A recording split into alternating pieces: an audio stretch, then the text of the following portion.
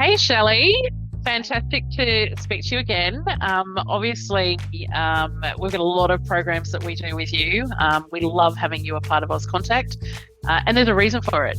You're actually really good at helping us invest and develop future leaders right across the industry, and not just those in contact centres. Let's be really clear. We certainly see lots of people who are either in leadership roles or aspiring leaders that really get a lot out of all of the programs that you do because of the different stages that they're at. So we're going to talk a little bit about lead to strengths. And I know this is one of those that, I mean, I know you love all of your courses, but I know you love this one particularly. Can you tell me a little bit more about what it's trying to do, what are the goals, and what are the stages of a leader's, development where this makes sense and kind of taps into a real value proposition for them in their development programs? Yeah, beautiful. So Lead to Strengthen is a program that I would, if a leader's thinking about coming along to this, I would say it's a good idea to have a really good level of connection and trust with your team. So the big focus in this program is around feedback and using feedback as a tool to really grow and develop at a professional level. So it's how do I start to open myself up to going out and seeking feedback, and how do I open myself up to giving feedback that is received as intended, or with the best possible outcome in mind, and preserves the relationship and gives me the courage to go back and do it again. So there's this bit around building resilience and how do I make sure that I've got the strength and the courage within me to not then make the conversation about me.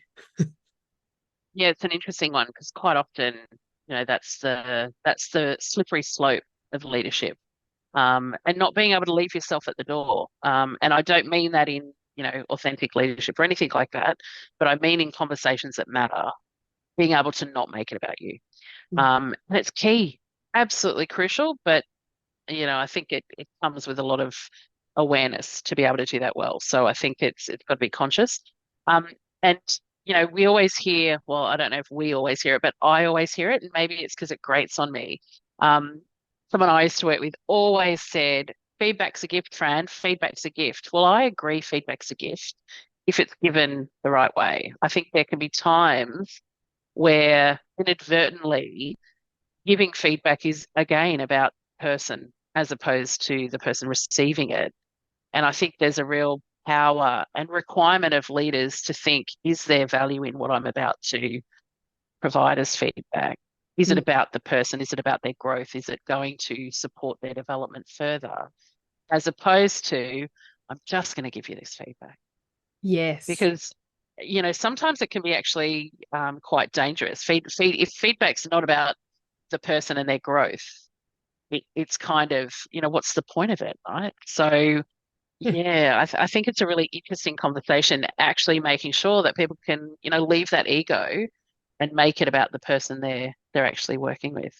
And the key difference, like we talk a lot about, what is the difference between an accountability conversation and a feedback conversation, because I think so often they're blurred, and the reason why people are so hesitant to go out and seek or even give feedback is because it's got a really bad feeling that is associated with it, but it doesn't have to.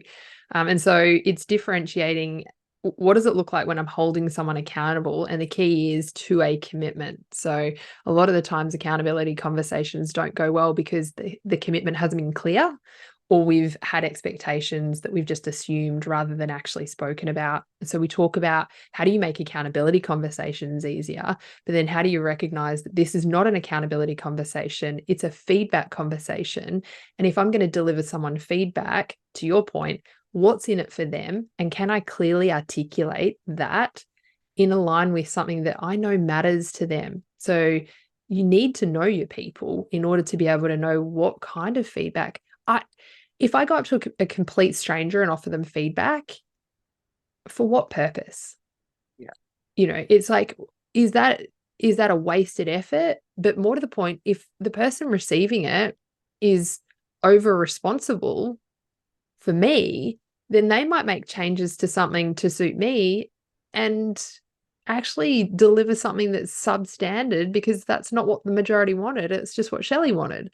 And so it's having this confidence in, what's the feedback? What's it for? Is this what I want? And being able to say, no, thanks, when someone offers you feedback. No, thanks. That's the thing that probably gets the most different responses from participants when they're doing the program. It's like, you don't have to say yes when someone offers you feedback. And there's this like gasp. What? Say no. It's like giving someone permission, isn't it? It is an incredibly, and again, we talk about liberating moments. That moment where you say, actually, you're right, I do not have to accept this feedback. Suddenly, you're back in control. So I think that's good. I want to go back a bit to the things you just talked about with accountability. And I think accountability is a really interesting one. I see so many instances where that first conversation about expectations and, setting accountability is missed. And so, as you say, suddenly, as a leader, I'm like, oh my gosh, that person's not delivering. It's like, well, actually, do they know what they're meant to be delivering? Have you got a meeting of the minds? Is there an agreement on what that looks like and what success looks like? Because if you're not having that conversation first, you're actually setting both of yourselves up for a whole lot of pain and frustration and all of those things, but you're not setting them up for success. Yeah. Absolutely. And I think that's why it feels, when you think about, oh, I've got to hold this person accountable, if it doesn't feel right, then it's worth just sitting with for a little while and saying, why doesn't this feel right? Does it not Yeah. feel right because I've been sitting on this, like I've had this problem with them for over a year. And so how do I actually tell them you've been annoying me for a year, or you haven't done this thing for a year, and now I'm at like an exploding point. And so there's a bit about like, do a bit of the work yourself to go, you know, I actually probably need to just have an expectation setting conversation with this person first. Clear the slate. Whatever has happened up to this point has happened. Let me clarify expectations and find out, like, what is it that is driving them to do something that doesn't align with what I'm doing? And if you can take the conversation to just this open, exploratory, curious dialogue, then it's not uncomfortable. And often you don't have to then have an accountability conversation. I think you're right, because at the end of the day, you can choose to make it personal or not. And the very best leaders that I've seen in action can make it about the work. They can make it about the task. They can make it about the agreement or the expectations and then the associated accountability. They can make it about that. But at the very same time, they can make it that it is not personal and it doesn't feel personal when it's received. Um, we as humans love to hold on to the feedback we get that cuts us. We don't remember all the times that someone says great job, but we remember when they said you didn't do that. And more often than not, in my experience, it's because of how it's been set up. Mm. We weren't clear about, different things along that line, which means by the time someone actually hears it, it is either, someone sat there on something for 12 months and suddenly they hear it. They're like, what? I never knew that. And that's what they hold on to, this, kind of this shock. So, there's a real power in actually building that real awareness, deep awareness around what it is we're all here for, what are our roles, what are our responsibilities, what are we accountable for, what does that mean, and how are we going to continuously, in a professional manner, check in with each other along the way. And I think when you can nail that process start to finish, it just becomes this cycle that's constant, right? Because every catch up you have with someone should be about, what did we agree to? What have we done? How's it going? How do I support you? What are the barriers? How do we work through them? Like it's such a positive opportunity. But Mm. actually, if you just go in, I'm going to give you feedback about what you haven't done, we wonder why that doesn't work.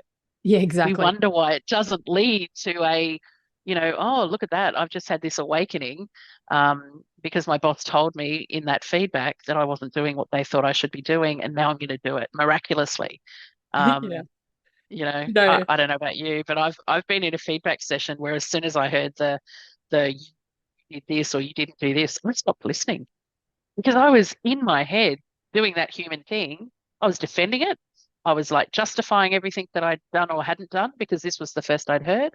So again, I didn't hear anything else. And I'm sure that person gave me a whole lot of other things Yeah. that were not about, making me feel that particular way, but it's not productive anyway. And usually when someone's delivered it in that way, Fran, it's because they've delivered it with the focus on themselves. Because that will never happen Absolutely. in a conversation where I'm like, what's Fran going to be thinking here? What does she want out of this? Where's she going to go? And that I'm not going to start like the first piece of feedback I give you is not going to be so big that it's going to break you. It's going to be this like, hey, Fran, I noticed that you use, the word whatever, like over here when you're talking about this. I don't know what that means. I just wasn't sure whether you knew about it. Is that helpful? And so you can offer really, really small stuff. I said this to someone I was coaching the other day. I noticed you use should a lot when I'm talking about what you want. Like, what would you like that to look like? That you use should a lot. And first of all, they didn't notice that they were saying it. And second of all, they didn't recognize the impact that that one word was having at an unconscious level on how they were Yeah. thinking about things. And there was nothing critical about it. It's like, you can say it, it's fine, as long as you recognize that there is a trade-off with that. That's yours to own. I'm just sharing what I've observed with you. And so I think there's real magic in, like, I love feedback. It's free. So I love saving money. And I'm like, if I can get growth without having to spend, and feedback is a beautiful tool to do that. We've got access to it all the time. It doesn't cost anything. And we can teach the individual to own their own feedback journey. What do we then need to invest in? I mean, you're still going to be investing in a few things, but majority of where people are going to be learning is in the here and now. Definitely agree with that. And when it's actually managed really well, it's so generous. Yeah. Because again, it's not about you. So if you can get past that, if you can actually be doing it from a position of I want to help someone or I want to strengthen and develop and give them. So if we're thinking in that work sense, letting go, I think, is what you started this with. You've got to let it go. Um, Being able to let that go effectively makes it all about the other person, which suddenly taps into that, generosity and, as you say, it's a freebie that we're, kind of throwing out there as well, which is always nice to have, but it's incredibly powerful. And it also it has a really nice pay it forward mode as well.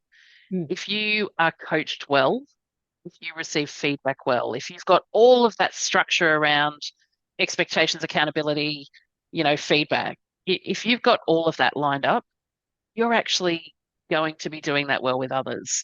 When you then shift into roles, that's your lived experience. So you actually recognize, and maybe there's some work that needs to be done to make sure it's overt within Yeah. that awareness frame. But you've actually got the building blocks already to recognize the power Yeah. of getting those things right can do. So, I think leadership itself has a massive pay it forward factor, which is kind of nice because we'll all remember that, the leader we had that wasn't so great. We'll also remember the leaders we had that were great, but to actually reflect on why, how they Mm. made you feel, what they brought out of you that actually resonated and helped you on your journey kind of then becomes the way you do that for others, which is kind of nice as well.